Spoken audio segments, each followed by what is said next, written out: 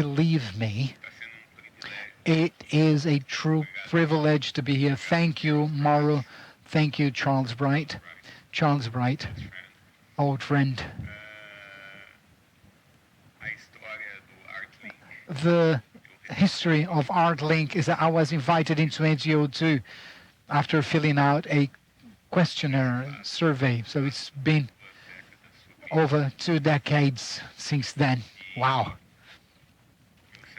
And I will not be able to match the quality of the speakers who preceded me. This is a clinical case. A clinical case was suggested by Dr. Charles Bright, Carlos Brites, Charles Bright in English or something like that. But never mind, this is a real case.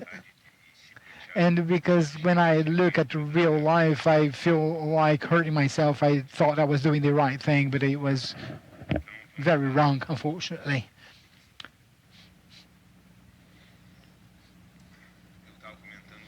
So I was talking to Mauro.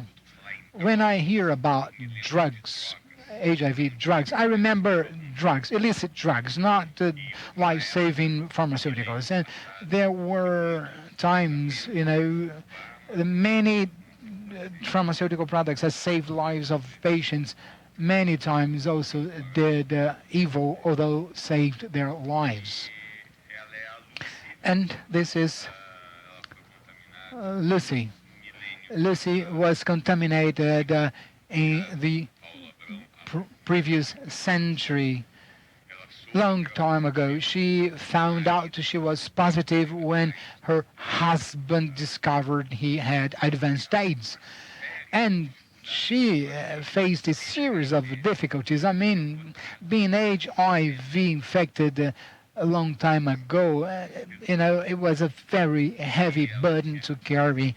She had a daughter, Luisa. Luisa died with HIV, died from opportunistic disease, non-controlled diseases.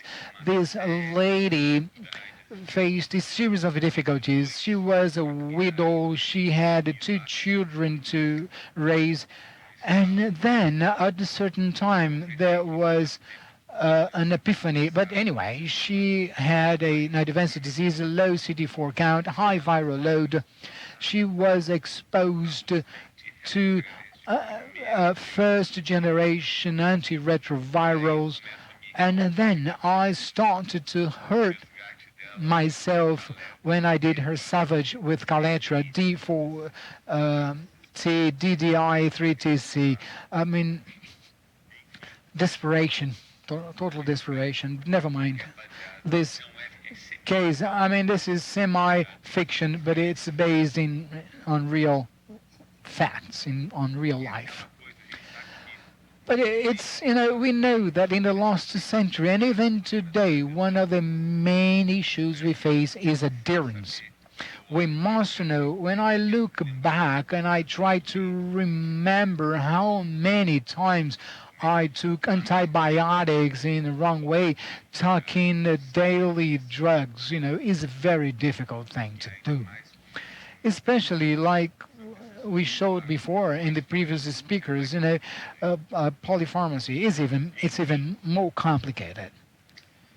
At last, like I said, we don't know what happened since this therapeutic regimen, or despite of the therapeutic regimen, she was undetectable. She was undetectable, and eventually we don't know why she was kept on lopinavir, ritonavir, DDI, and 3TC since 2003. So 20 years ago, she had some sort of simplification of those 3 drugs. In those times, genotyping was very difficult. There is no genotyping for her,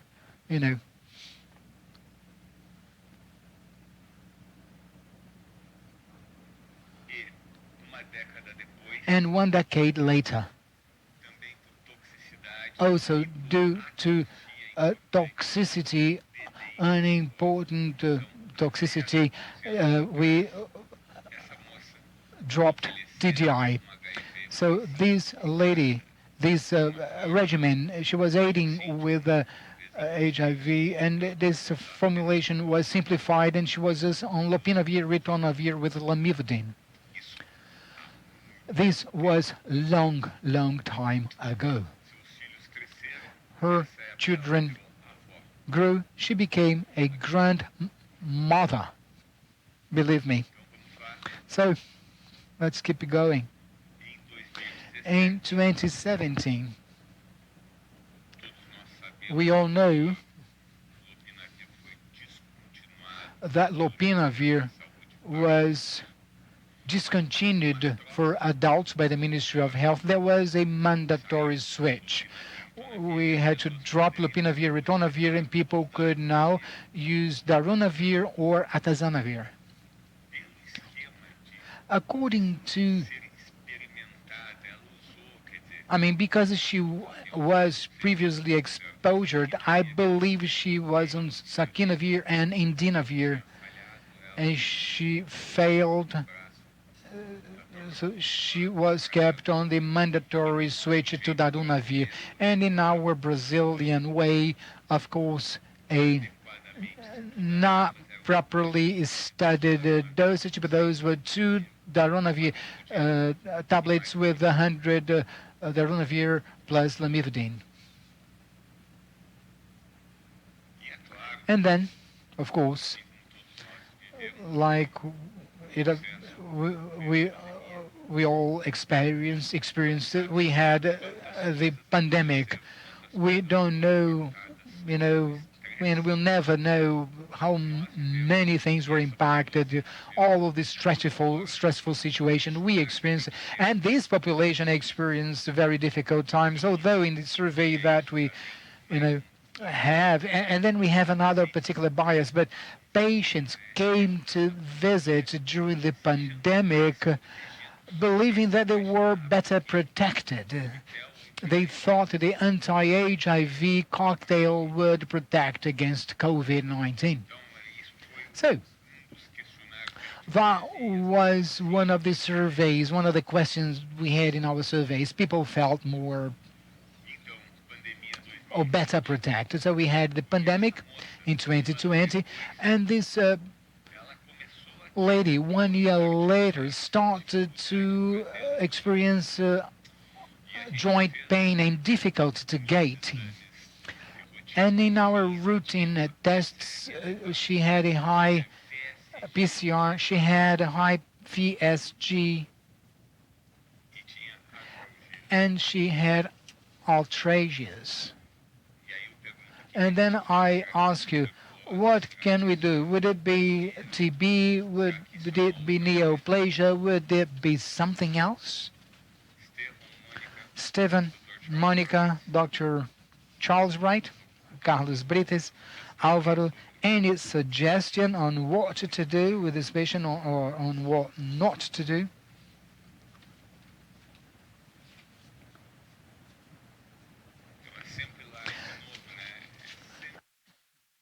So it's always like that. Not enough having HIV, having all opportunistic disease, and we still have to think about all of non-opportunistic disease that may appear to the general population. She was diagnosed with psoriatic arthritis. Jessica and Monica, who preceded me, Stephen, psoriatic arthritis. We dealing with HIV every day. We face new challenges, new things. We've got always to be open for new possibilities. So this lady aging with HIV, a granny, was diagnosed with psoriatic arthritis. So she started on methotrexate, 20 milligrams a week.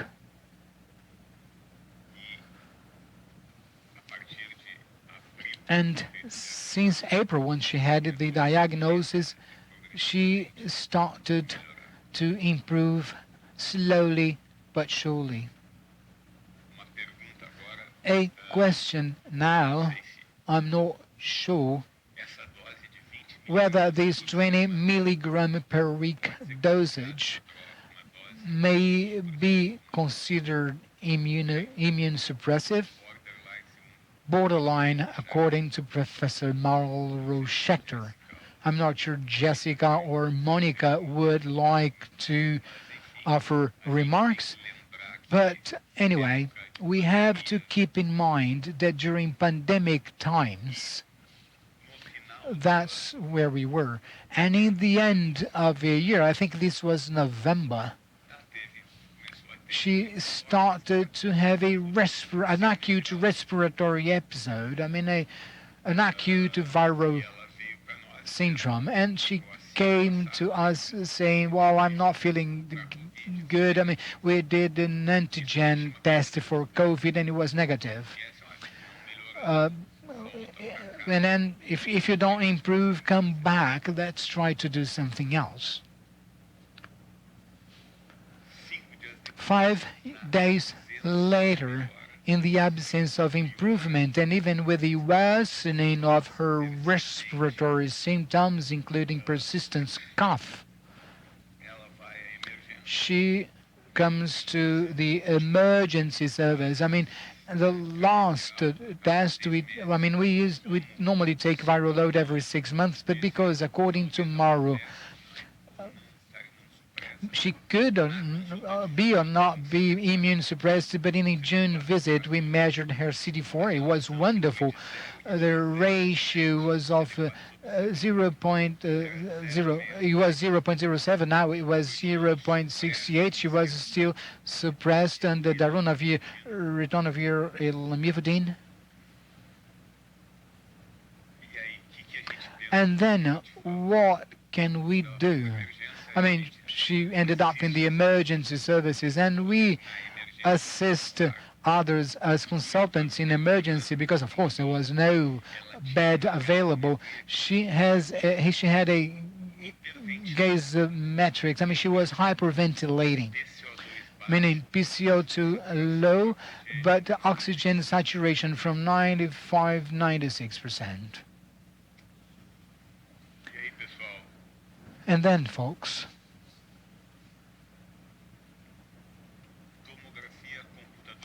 CT scan, X-ray, there was nothing. CT, I'm not sure this is the reality of all, but in our emergency service, it is easier to have a CT taken than an X-ray. I don't know how it is so, but this is so. She had a basal infiltrate and bilateral ground glass opacities and negative spit. But then I ask, now that's what I want to know. What would you consider as diagnosis?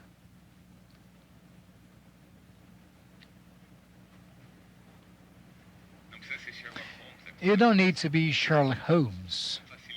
Let us make it easier. So, complications, probable diagnosis, severe COVID. She was agent, respiratory syncytial virus. I'm not sure you all have it, but in our emergency there's a molecular assay that includes influenza A, B, COVID, molecular test. In Brazil, TB, always a possibility. Of course, why no? Why not pneumocystis? And what else didn't I think of? This is valid also. Alvaro. Yes, please. All differential diagnoses should be considered. Another option would be autoimmune pulmonary fibrosis, since she is also affected with the psoriatic arthritis. Monica, little Monica, please. I said Monica and I dribble. Never mind. I would investigate for COVID and other possibilities, inflammatory diseases. But I would rather keep in mind the infectious diseases.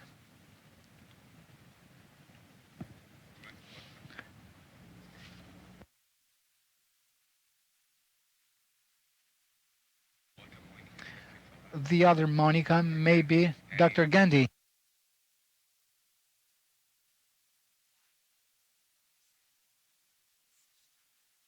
She has HIV, it's going to be infectious. And I think we're having an RSV, we had a huge RSV wave last year, but I think TB or COVID is my main diagnosis.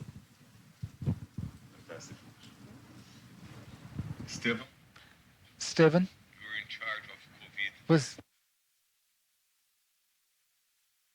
I agree, of course. COVID 2021, I don't know her vaccination history, previous history, but clearly this is a differential story. The first diagnosis to be thought of in 2021, we were already having the Delta variation or the Delta variant in patients with, you know, positive and respiratory issues. But this is somewhat also influenza at times in May, June in the south of Brazil. But, look, this is already November. Oh, I see. No, I thought you had June. No, no, no. I mean, she was diagnosed with psoriatic arthritis in April. She did well by the end of the year, and then second half of the year she started. I mean, she was an old lady. I mean, she started difficulty gating and all. Yeah, despite the radiological alteration is not typical of TB, but Porto Alegre, just like Rio de Janeiro, suffers a lot with the TB, regardless of being a more typical or non-typical presentation. But that would be an important. But you can thought of perhaps if methotrexate is a good dosage. I mean, the anyway, regardless of what we think, the propedeutics of investigation will have to include research of all these agents somehow. Dr. Charles Bright. I agree. I agree with both Steve and Monica. I believe this is less probably less likely. But in virus, for what you describe, I would think of a virus, COVID because it's still circulating, or influenza maybe too, and perhaps. I mean, some patients may show this CT pattern and having TB, but I believe that with this methotrexate dosage, I wouldn't be concerned with other things. Yes, there's a comment in the back of the room.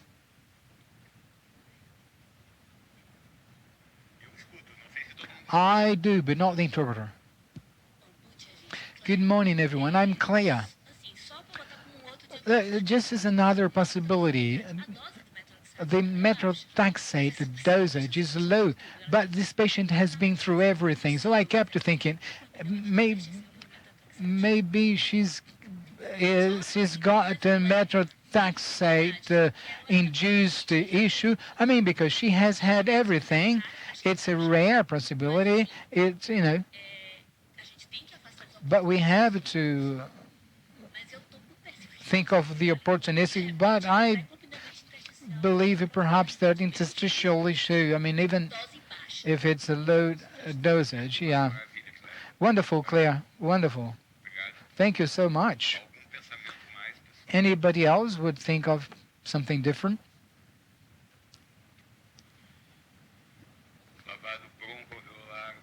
Bronchoalveolar washout, to my surprise. Hurting me even more. Pneumocystics. This is our daily learning. Why didn't have her on prophylactic Bactrim? Pneumocystis. Yeah. Yeah. So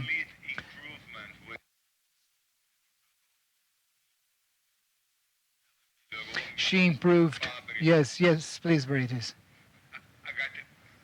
Yes, wonderful. That's something else, very negative. Yeah, she had 40, CD440 or. How about now? What would you do?